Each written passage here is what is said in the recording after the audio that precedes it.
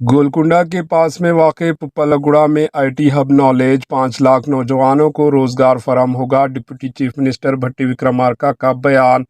حیدرآباد کے مظفرآباد اور گولکنڈہ کے عقب میں واقع پپالگوڑہ میں ریاستی کانگریس حکومت کی جانب سے انفارمیشن ٹیکنالوجی کا بہت بڑا مرکز قائم کیا جائے گا۔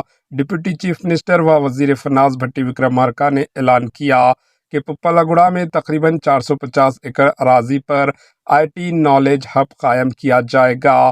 اس آئی ٹی نالج ہب کے قیام سے تقریباً 5 لاکھ نوجوانوں کو روزگار فراہم ہوگا اور اس کے ساتھ شہر حیدرآباد میں آئی ٹی انفراسٹرکچر میں بھی اضافہ ہوگا۔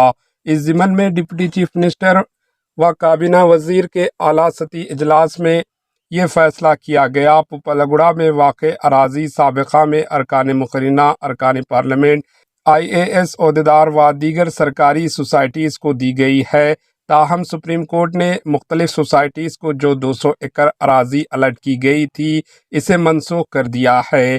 Telangana state industrial infrastructure corporation کو بھی پپالگوڑہ کے مظفرآباد میں جو 250 ایکڑ اراضی الاٹ کی گئی تھی وہ بھی آئی ٹی کے نالج ہب کی ترقی میں ضم کر دی جائے گی۔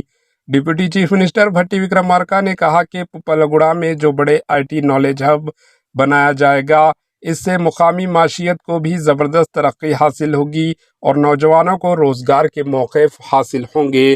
Bureau report AHN news. AHN news کے YouTube چینل کو سبسکرائب کریں اور بیل آئیکن کو دبانا نہ بھولیں تاکہ آپ کو ہر نئی آنے والی ویڈیو کا نوٹیفیکیشن بر وقت مل سکے۔